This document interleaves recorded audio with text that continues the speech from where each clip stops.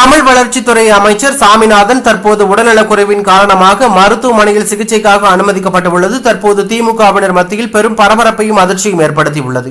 இவருக்கு திடீரென உடல்நலக்குறைவு ஏற்பட்டிருக்கும் நிலையில் சென்னையில் உள்ள ஒரு பிரபல தனியார் மருத்துவமனையில் அனுமதிக்கப்பட்டுள்ளார்.